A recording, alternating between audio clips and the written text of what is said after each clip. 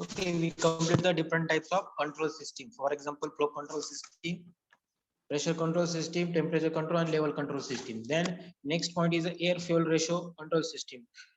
Okay, आपण बघितलं की different types of power plant असतील, बॉयलर असतील, तर त्यात एअर अँड फ्लो जो रेशो असेल तो मेंटेन करा. That is the main purpose of the maintaining the air and fuel ratio for the load change. They are given three functions for load change, fuel ratio change. Then also we discuss on the what is the fuel control system. Okay, they are given different types of function for the using the fuel control system. Fuel firing, alarms, boil drum level, single element control, and the two element control and three element control. Okay, and also we discuss on the what is the advantage of FBC, high thermal efficiency, easy ash removal system, short communication of reducing coal crushings. Okay, and what is the temperature, 150 degree temperature. Okay, आपण last lecture ला त्यानंतर आपण बघितलं comparison of various types of high pressure boil. They are given Lamont, Benzon, Rafale, Hartsman's, Vellox. There are different types of boiler, and also we taken a comparison regarding to types of boiler. Okay, आपण last lecture पर्यंत comparison of various types of boiler इथपर्यंत point cover केला होता. आपण already Indian boiler regulation act पण complete केलेला आहे. पण आपण एक ओव्हरव्ह्यू बघणार आहे. त्यानंतर लास्ट पॉइंट असेल तो maintenance, boiler maintenance procedure for high pressure and FBC boiler. Okay, so first one is what is the Indian Boiler Regulating Act. Indian Boiler Regulations is the law of India and which was created in the 50 September 1915 in the power conversion section 28 and 29 Indian Boiler Act. Okay, कधी तो create केला गेला 15 September 1950 मध्ये. त्यासाठी section दिलेला आहे तिथं 28 and 29 section of Indian Boiler Act. Okay, and this is the definition of the Indian Boiler Act. There are accident. First point is the accident means the boiler on steam pipe or any damage to the boiler or steam pipe which is calculated of weaken the strength therefore the remain the. Suppose म्हणजे काय दिलेलं आहे, accident, तुमचा boiler असेल, जो boiler असेल त्या boiler related tubes असतील, पाईप्स असतील, त्याच्या रिगार्डिंग तो बॉयलर इन्स्पेक्टर असेल किंवा बॉयलर अटेंडंट असेल, त्याच्याकडून ते इन्स्पेक्शन केलं जातं की जी बॉयलरची क्वालिटी किंवा ते बॉयलरच्या ट्यूब्स असतील, वॉटर ट्यूब्स असतील, त्या वॉटर ट्यूब मध्ये वॉटर हीट केलं जाणार आहे, त्याच्यामधून स्टीम हे बाहेर पास केलं जाणार. त्या स्टीमच्या ट्यूब असतील तर त्या स्टीमच्या ट्यूबची क्वालिटी चेक केली जाईल. कारण जर त्या पाईप्स स्टीम मध्ये असतील किंवा वॉटर मध्ये असतील तर त्या बस्ट जर झाल्या तर तिथे ऍक्सिडेंट हा क्रिएट होऊ शकतो, डॅमेज पण तिथे होऊ शकतो. That is the main purpose of the Indian boiler act regulation. First one is accident. Then board. Suppose board. Why board means the central boiler board constituted under the section 27A. Boiler means any closed vessel exceeding 22.75 liter in a capacity which is used for generating the steam under the pressures. Okay, आता board जो board दिलेलं आहे ते 27A act नुसार दिलेलं आहे. त्याच्यामध्ये त्यांनी कॅपॅसिटी दिलेली, तुमचं पाईप्स असतील, पाईप्स आणि वॉटर फ्लो करण्याची आणि स्टीम जनरेशनची कॅपॅसिटी दिली असते. म्हणजे तुमचा बॉयलर किती कॅपॅसिटीचा त्यानुसारच तुम्ही ते बॉयलरची स्टीम क्रिएट करू शकता, जनरेट करू शकता. दे are given a 22.75 litre capacity of the generating steam under the pressure.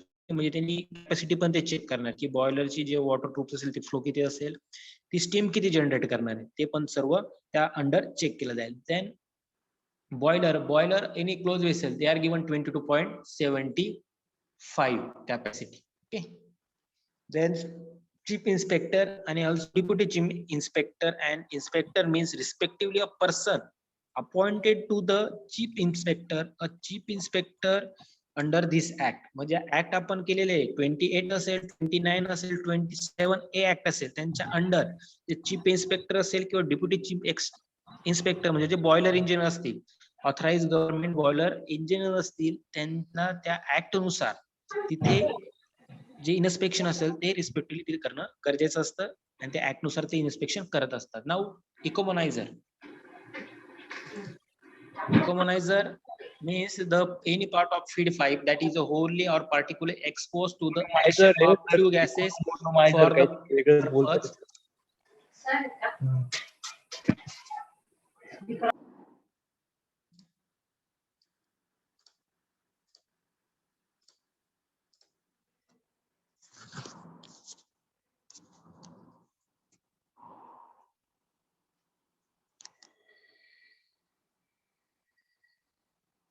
Okay.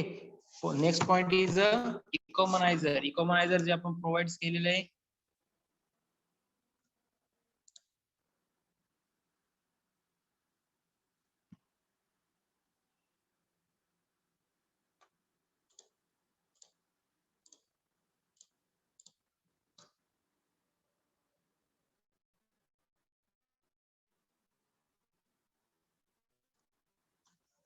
Okay, third point is the economizer.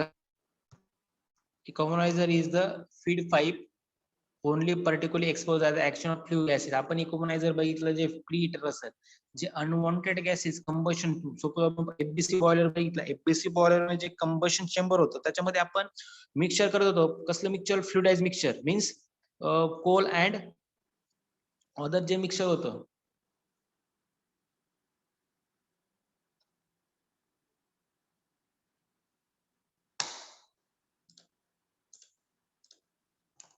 Okay, जे अदर मिक्सचर दिलं होतं ते मिक्सचर आपण फ्लुइडाइज मध्ये तिथे मिक्स केलं जातं पर्टिक्युलर रेशो मध्ये. ते मिक्स केल्यानंतर ते कंबशन चेंबर आपण बघितलं मीडियम डेन्सिटी पार्टिकल्स असतील ते कुठे असायचे? ते मिडियमला कंबशन चेंबर मध्ये. जे लो डेन्सिटी पार्टिकल असतील ते चिमणी थ्रू बाहेर पास केले जायचे, आणि जे मिडियम असतील ते तुमच्या जे चेंबर होतं, रिसायकल चेंबर होतं, त्या चेंबर मध्ये तिथे पास केले जायचे, आणि ते पास करून आपल्या अगेन्स्ट कंबशन चेंबर मध्ये फ्लो केले जायचे. That is economiser. मध्ये इक्वनायझर काय करायचं? जे हॉट फ्लू गॅसेस असायचे किंवा अनवॉन्टेड गॅसेस असायचे ते काय करायचे? एनर्जी कन्वर्ट करायचे. म्हणजे एनर्जी कन्वर्ट करून जे एनर्जी कन्वर्ट करायचे ते gases hot air through combustion chamber मध्ये पास केले जायचे, आणि जे अनवॉन्टेड गॅसेस असतील ते चिमणी थ्रू बाहेर पास केले जायचे. That is the economiser. मध्ये इकोमनायझर असेल त्याचं तिथे इन्स्पेक्शन केलं जाईल. Then owner include any person using a boiler as a agent of the over therefore of the any person using a boiler which the hire and the owner. Suppose जो owner आहे, जो ओनरनी boiler install केलेला आहे, त्याची permission त्याच्याकडे असेल, licence असेल, त्याच्या रिगार्डिंग जो बॉयलर अटेंडंट असेल त्याच्या रिगार्डिंग सर्व प्रकारचं इन्स्पेक्शन तिथे केलं जातं. मग ओनर असू शकतो किंवा तुमचा बॉयलर अटेंडंट असू शकतो. Okay, this is a again given a chief inspector duty. Chief inspector and inspector means the respective person appointed to chief inspector duty chief inspector. या ऍक्ट नुसार तिथे जे इन्स्पेक्टर असेल ते अलॉट केले जातील, आणि यांच्या थ्रू त्या बॉयलरचं इन्स्पेक्शन केलं जाईल. मग ते इन्स्पेक्शन करायला काही टाइम पिरियड असतो. मग 6 मंथ असेल, 8 मंथ असू शकतात, 12 मंथ असेल, 3 मंथ असेल. म्हणजे तुमच्या सेक्शन वाईज ते तिथे अलॉट केलं जातं की कोणकोणत्या पार्टचं केव्हा केव्हा इन्स्पेक्शन केलं जातं. ओके, इन्स्पेक्शन केल्यानंतर ज्या पार्ट्स मध्ये प्रॉब्लेम डिफेक्ट असेल तर तिथे तो चेंज केला जातो, आणि परत अगेन त्या पार्टचं इन्स्पेक्शन केलं. That is the main points of the Indian boiler regulation. म्हणजे कोणताही बॉयलर इन्स्टॉल करत असताना, त्या बॉयलरचं इन्स्टॉलेशन करत असताना त्या बॉयलरचं पूर्णपणे गव्हर्नमेंट ऑथराइज इन्स्पेक्शन तिथे करणं गरजेचं असतं. Okay, this is a importance. Then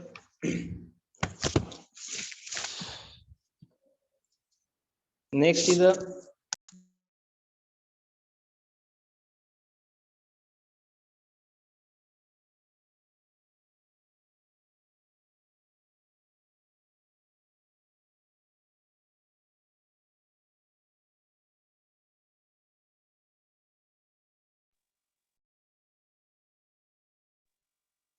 the next point is a boiler maintenance of procedure of high pressure and FBC boiler. Okay, they are given a different types of component of FBC boiler and also given a high pressure boiler. Okay, we start the first component of the boiler. Check the water gauge. Okay, water gauge means one of the most fundamental aspect for good boiler maintenance in ensuring that the boiler has the correct water levels. Okay, this is the water gauge. Then second is a clean the water gauge. The suppose they are given a maintenance of period. They are given different 3 types of maintenance period for general maintenance, then shift maintenance and daily maintenance and monthly maintenance. Okay, boiler maintenance are given 4 types of maintenance. First one is general maintenance, shift maintenance, daily maintenance and monthly maintenance. First we discuss what is the general maintenance. Even the boiler has electrical and mechanical device that make it automatic, semi-automatic in the operation. This device required systematic or periodic maintenance.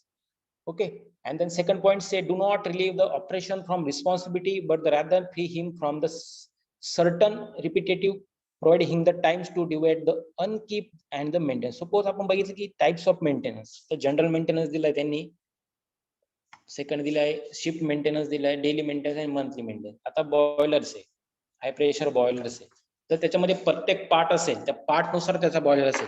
आता boilers मध्ये different types of component असतात. त्या component मध्ये काही जे component असतात त्यांचा daily म्हणजे जनरल मेंटेनन्स करावा लागतो. जेव्हा आपण बॉयलर वर्किंग असतो तेव्हा कंटिन्युअसली तो मेंटेनन्स आपल्याला कंटिन्युअसली 24 आवर्स तो मेंटेनन्स करावा लागतो.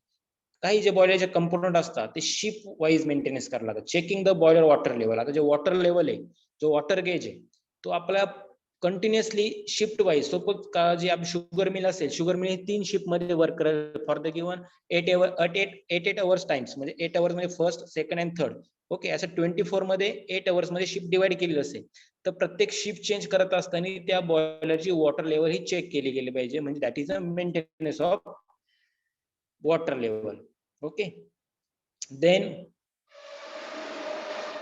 next one is a daily maintenance. Daily maintenance should be include check the burner operation, including fuel pressure, automatic air, steam pressure and other than component. आता बघितलं की daily maintenance, suppose 3 shift झाल्यानंतर 24 आवर नंतर आपला day जसा change होतो त्याच्यानंतर daily maintenance आपला रिक्वायर्ड असतो. मग डेली मेंटेनन्स मध्ये काय काय असेल, बर्नर ऑपरेशन असेल, फ्यूल प्रेशर असेल, जे आपण फ्यूल यूज करतोय बर्न करण्यासाठी बॉयलर मध्ये, ते फ्यूलचं मेंटेनन्स पण आपण चेक करणं गरजेचं आहे. त्याच्यानंतर जो वॉटरचं जे कन्व्हर्जन स्टीम मध्ये होते ते स्टीम मध्ये कन्वर्ट करत असताना जे कंपोनंट तिथे रिक्वायर्ड असतील त्या कंपोनंटचं पण आपल्याला डेली मेंटेनन्स चेक करणं हे इम्पॉर्टंट असतं. Then clean the observation port during period of low fire and shutdown. Okay, जे आपलं फायरचं असेल शटडाऊन आणि प्रोसिजर असेल, जी पोर्ट असतील त्याचा मेंटेनन्स पण डेली चेक केला पाहिजे. टेस्ट द बॉयलर लेवल आला, तिथे तुम्हाला सांगितलं की एक प्रेशर सेट केलेलं असतं त्या बॉयलरचं, त्या प्रेशरच्या पुढे म्हणजे अबोव 75 असेल, 70 जर ते पुढे इंडिकेटर त्याचं प्रेशरचं गेलं तर तिथे एक अलार्म सिस्टीम असते, ती क्रिएट होते किंवा तिथे अलार्म तिथे प्रोव्हाइड केलेला असतो. मग ते आपण काय करतो, वॉटर कट ऑफ करतो. मग वॉटरचा जे फ्लो असतो ते कमी करतो, किंवा स्टीम जास्त जनरेट होत असेल तर वॉटरचा जो फ्लो आहे आपण तो कमी करतो. So maintain a daily schedule of should bowling. Okay, म्हणजे हा डेली मेंटेनन्स. आपण बघितलं डेली मेंटेनन्स मध्ये मग प्रेशर असेल, फ्यूल प्रेशर असेल, स्टीम प्रेशर असेल किंवा पोर्ट असेल, आपल्याला त्याचं मेंटेनन्स करावं लागतं. म्हणजे असं नसतं की बॉयलर स्टार्ट केला, इन्स्टॉल केला की डायरेक्टली 6 मंथ नसतं. आपण जशी बाईक परचेस केल्यानंतर त्याचं 5000 किलोमीटर जर कम्प्लीट झालं तर त्याच्यानंतर त्या गाडीचे आपण ऑइल चेंज करतो, फिल्टर चेंज करतो, ते एक सिस्टीम असते. त्याच्यानंतर त्याचा मेंटेनन्स हा करावाच लागतो. पण आपला बाईकचा डेली मेंटेनन्स कोणता असतो, सपोज की लुब्रिकेशन, ऑइल लुब्रिकेशन आहे की नाही, त्याच्यानंतर आपल्या टायर्स मध्ये जी आपण एअर फिल करतो, हवा भरतो, ती आहे का नाही, हा डेली मेंटेनन्स आहे आणि पिरियडली मेंटेनन्स. बट काही काही मेंटेनन्स असे असतात की 5000 किलोमीटर 10,000 किलोमीटर कंप्लीट झाल्यानंतर त्याचा फुल मेंटेनन्स करावा लागतो, किंवा काही त्याचा पार्टचाच मेंटेनन्स करावा लागतो, म्हणजे ऑइल चेंज करावं लागतं. त्याप्रमाणे बॉयलरचं असतं की त्याच्यामध्ये एका वेळेस मेंटेनन्स नसतो की 6 मंथ 3 मंथ. त्याच्यामध्ये आपण बघितलं की जनरल मेंटेनन्स कोणकोणता असतो, शिफ्ट मेंटेनन्स करावा लागतो, तो असेल वॉटर लेवल. त्यानंतर असतो daily maintenance, then monthly maintenance. Monthly maintenance is follow the recommendation of the authorized inspector for safety walls. Okay, आता जो ऑथोराइज इन्स्पेक्टर आहे तो मंथली मेंटेनन्स कोणता करणार आहे किंवा इन्स्पेक्शन कोणता करणार आहे. सपोज जे वॉल्स दिलेले आपण कंट्रोल करण्यासाठी, प्रेशर कंट्रोल करण्यासाठी वॉल असेल, स्टीम कंट्रोल करण्यासाठी वॉल्स प्रोव्हाइड केलेले असेल, अँड वॉटर फ्लो साठी वॉल असेल. तो जो वॉल असेल तो वॉल आपण यूज करणं, त्या वॉलचं मंथली इन्स्पेक्शन केलं गेलं पाहिजे, मंथली त्याचा मेंटेनन्स केलं पाहिजे. की सपोज स्टीम जनरेट झाली आणि त्या वॉल आपण मंथली मेंटेनन्स केला नाही त्या वॉलचा, तर काय प्रॉब्लेम क्रिएट होऊ शकतो. तो वॉल हा एक तर पूर्णपणे आपण त्याला काय म्हणतो, त्याला करोजनमुळे तो जाम होऊ शकतो, किंवा जेव्हा आपला प्रॉब्लेम क्रिएट होईल बॉयलर मध्ये, बॉयलर मध्ये काही प्रॉब्लेम क्रिएट होईल त्या टाइमला तो वॉल हा वर्किंग नसणार. म्हणजे सपोज बॉयलर मध्ये प्रेशर हाय झालं, आपल्याला बॉयलर शटडाऊन करायचं असेल आणि कंट्रोल करायचं असेल, काही प्रॉब्लेम किंवा काही ऍक्सिडेंट क्रिएट झाला, त्या टाइमला तो वॉल आपण मंथली मेंटेनन्स केलेला नसेल तर तो तिथे जाम होऊ शकतो. त्यामुळे मंथली तो वॉल चेक केला गेला पाहिजे, काही प्रॉब्लेम आहे किंवा करोजन असेल, या गोष्टी डेली त्या मेंटेनन्स केल्या गेल्या पाहिजे. That is the monthly maintenance. For example your safety walls, म्हणजे सेफ्टी वॉल्स असतील प्रेशर, स्टीम अँड वॉटर हे आपण मंथली मेंटेनन्स केलं पाहिजे. Frequency of testing either the fitting lifting the lever or the by rising the steam pressure should be the based on the recommendation of the authorized inspector. ज्या इन्स्पेक्टरने inspection करत असताना जे आपल्याला point दिलेले असतील का कोणत्या कोणत्या पार्टचा तुम्ही केव्हा केव्हा मेंटेनन्स केला पाहिजे त्यासाठी एक शीट प्रोव्हाइड केलं असतं. त्या शीट नुसार तुमचा तो पार्टचा हा मेंटेनन्स इथे आपण राईट डाऊन केला गेला पाहिजे डे वाईज मंथ वाईज आणि शिप वाईज. ओके, म्हणजे इन्स्ट्रक्शन कोण तुम्हाला प्रोव्हाइड करणार आहे? Boiler inspector. Okay, now so what is the then given annual maintenance? Clean the both the heating and heated side of the boiler.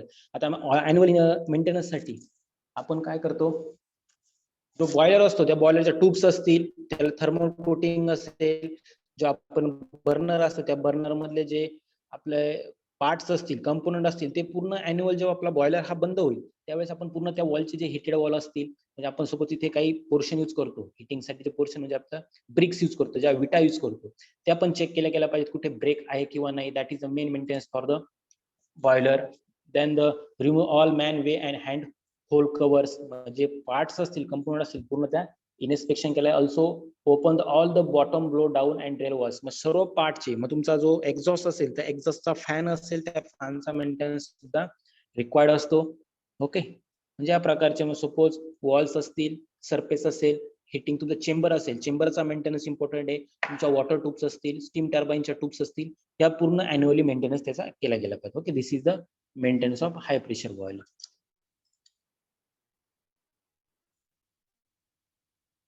Now also given the component maintenance. आपण बघितलं की annual shift wise month wise maintenance इथे provide केलेलं, but त्यामध्ये कोणकोणते parts हे involved असतात. म्हणजे आपण कंपोनंटच असतात त्या कंपोनंटच मेंटेनन्स करतो. They are given different types of maintenance component. Check the water gauge, clean the water gauge, clean the piping and float chamber, test the fuel cut off features, check water treatment systems, check condensation recovery systems, inspect for the sign of corrosion leakages, check the temperature gauge, air fuel ratio, heat transfer surface, maintain the economizer and the update and review the boiler logs. Okay, आता boiler आपण बघितलं काही स्टुडंटला आपण याच्या regarding micro project दिला असेल की boiler maintenance मध्ये बॉयलर मेंटेनन्स कोणकोणता असू शकतो, या 5 टाइप्स बॉयलर मेंटेनन्स असतो. राईट डाऊन करत असेल प्रत्येक टाइपचा लिहायचा अॅन्युअल मध्ये कोणकोणता असेल, मग त्याच्या रिगार्डिंग ती डायग्राम असेल किंवा त्या रिगार्डिंग जे अनालिसिस असेल ते पॉईंट राईट डाऊन करायचे. मग कोणकोणते आपण एक एक पॉईंट बघूया. Water gauge. ओके, जे वॉटर गेज असेल तुमचं glass may be closely for the disturb reading, जे वॉटर गेज दिले असेल म्हणजे तुमचं जे वॉटर असतं ते पाईप मध्ये किती फ्लो होतं, टँक मध्ये वॉटर किती अवेलेबल आहे, त्या वॉटर ग्लेजचं पण तुम्ही मेंटेनन्स केला गेला पाहिजे. Then clean the pipe in bloat chamber. तुमचं जे कंबशन चेंबर असेल, ब्लोट चेंबर असेल किंवा जे पाईप्स असतील त्या पाईप्सला काही करोजन आहे का, कुठे लिकेजेस आहे का, ते पण चेक करणं इम्पॉर्टंट असतं. Then the test the fuel cut off feature. आपण जे फ्यूल यूज करतोय त्याच्यामध्ये जे फ्यूल यूज करतोय मग ते फ्यूलचा टँक असेल त्या टँकचा मेंटेनन्स असेल किंवा जो फ्लो करण्यासाठी काही आपण तिथे सेन्सर किंवा कंट्रोल सिस्टीम यूज केलेली असेल त्याचा पण जो मेंटेनन्स असेल तो प्रॉपरली तिथे आपण केला गेला पाहिजे. Means cut off feature automatically stop fuel from the entering the boiler in the water level. म्हणजे जेवढं गरजेचं आहे तेवढं आपण तिथे एंटर केलं सेन्सर नुसार तर तेवढंच फ्यूल त्या कंबशन चेंबर मध्ये इन्सर्ट झालं पाहिजे, लिमिटेशन पेक्षा जास्त नाही. So also the test the fuel cut off feature. Then check the water treatment system. Means remove the impurity that could result. तुम्हाला माहिती असेल जी बॉयलर असते त्या बॉयलर मध्ये जे वॉटर यूज करतो त्या वॉटर मध्ये काही पार्टिकल्स असतात.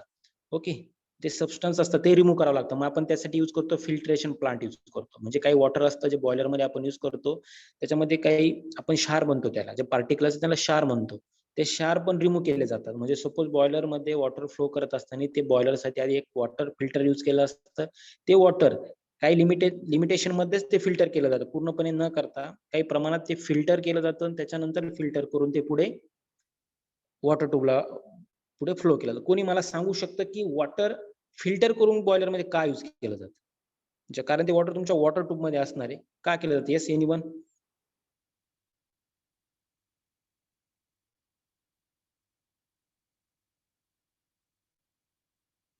To avoid corrosion.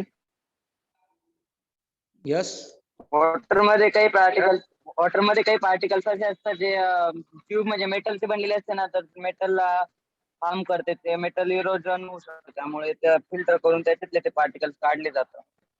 Okay, right answer. त्याच्यामध्ये जे पार्टिकल असतात म्हणजे आपण त्याला क्षार म्हणतो, ते क्षार असल्यामुळे जे वॉटर मध्ये फ्लो करत असताना एक तर हिटिंग मध्ये हिट करत असताना ऑलरेडी हिटिंग प्रोसिजर असते, त्या हिटिंग प्रोसिजर मध्ये क्षार आधी रिमूव्ह होता, मग तुमचं स्टीम जनरेट होतं. पण जे रिमूव्ह होत असताना तुमचे ट्यूब्स असते, त्या ट्यूब्सला तुम्ही जर आउटसाइडने जर बघितलं, काही ट्यूब्स ज्या वॉटर ट्यूब सपोज आता त्या महानगरपालिकेच्या ट्यूब पाणी जे पंपिंग स्टेशन पर्यंत पंपिंग स्टेशन पासून ते सोसायटी पर्यंत येतं, तुम्ही त्या ट्यूब जर बघितला की त्याच्या साईडनी जिथून फिल्ट्रेशन नसेल आणि जिथपर्यंत फिल्टर पंपिंग स्टेशन पर्यंत पाणी येत असेल ते आधी फिल्ट्रेशन नसतं, ते पाईप जर तुम्ही बघितले की त्याच्या आउटसाइड नसेल किंवा कधी कधी इंटरनल पण त्याच्यामध्ये काही करोजन तयार झालेलं असतं. म्हणजे करोजन काय रेडी झाले असतं, म्हणजे कशामुळे झालेलं असतं, जे वॉटरमध्ये जे पार्टिक्युलर्स असतात, जे सबस्टन्स असतात, जे रिमूव्ह केलेले नसतात किंवा ते फिल्टर केले नसतात, त्यामुळे ते पाईप्स असतात त्या पाईप्सला डॅमेज करतात किंवा त्याच्यावर ते करोजन क्रिएट करतात.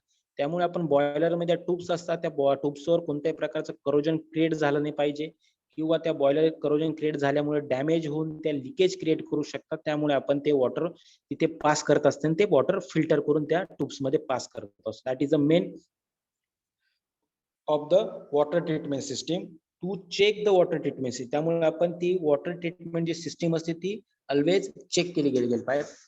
त्यामुळे काय होतं, also maintain the system to improve the boiler efficiency and reduce the risk of breakdown. त्यामुळे काय होणार आहे, जे वॉटर फ्लो असेल त्यामुळे कोणत्या प्रकारचं ब्रेकडाऊन होऊ शकत नाही आणि जी इफिशियन्सी असेल ती वॉटरची स्टीम मध्ये कन्वर्ट करण्याची ती इझिली इम्प्रूव्ह होऊ शकते. Then also given inspect for sign of corrosion and leakages. Suppose काही पाईप्स आहे, आपल्या पाईप सपोज बाहेरून ज्या फिल्ट्रेशन टँक पासून आपल्या मेन टँक पर्यंत, त्या मेन टँक पासून वॉटर ट्यूब पर्यंत, परत वॉटर जे ट्यूब असते त्याच्याकडून स्टीम पाईप पर्यंत ज्या पण लाईन्स असतील त्या इन्स्पेक्ट केल्या पाहिजे की कुठे करोजन आहे किंवा नाही. करोजन असेल तर त्या रिप्लेस केल्या गेलं पाहिजे.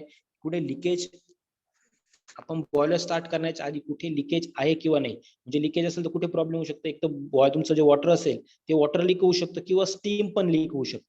मग ती स्टीम आणि वॉटर लीक झाल्यामुळे तुमचा प्लांट असेल त्या प्लांट स्टॉप होऊ शकतो किंवा काही तिथे डॅमेजेस ऍक्सिडेंट क्रिएट होऊ शकतात किंवा तुमची जी बॉयलरची इफिशियन्सी हे ऑटोमॅटिकली डिक्रीज होऊ शकते. ओके, त्यामुळे inspect for the signs of corrosion and leakages. Then check the temperature gauge. आता टेम्परेचर तुम्हाला सांगितलं की टेम्परेचर जो तुमचा बॉयलर 1 टन per hour असेल, तर we are also checking the what is the start temperature gauge. Means temperature gauge monitor the temperature of flow gas leaving the boiler.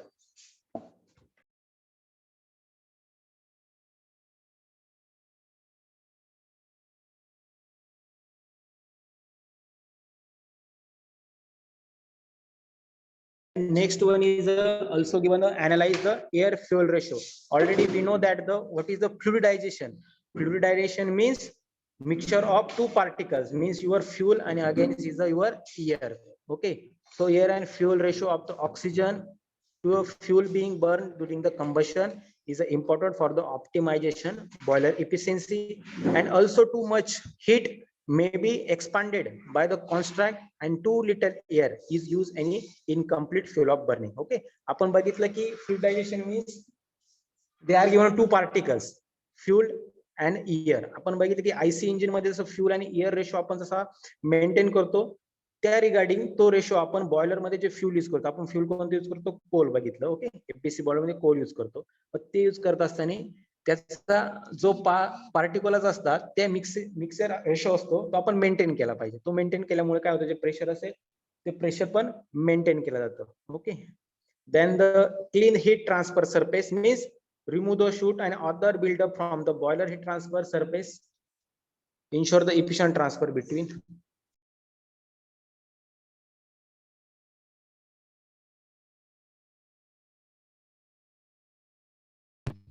Okay, next one is check the maintain the economizer. We know that what is the function of economizer.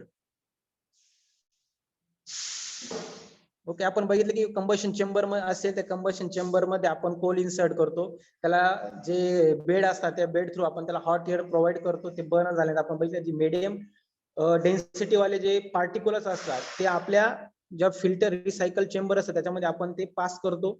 त्यानंतर जे low density वाले gases असतात जे Coal through generate होतात ते आपण directly जे आपले हॉट गॅसेस किंवा अनवॉन्टेड गॅसेस असतात ते आपण इकोमोनायझर किंवा प्रीहीटरला पास करतो. मग प्रीहीटर काय करतं, तुमचं जे अनवॉन्टेड गॅसेस असतील त्याच्यामधले काही सबस्टन्स हे एनर्जी कन्वर्ट करून तुमच्या हॉट एअर मध्ये प्रोव्हाइड करतं, आणि जे काही सबस्टन्स असतात जे एनर्जी कन्वर्ट करत नाही ते डायरेक्टली आपण चिमनी थ्रू बाहेर ऍटमॉस्फिअर मध्ये पास करत असतो. That is the main function of the ecomonizer and check and maintain the ecomonizer. Okay.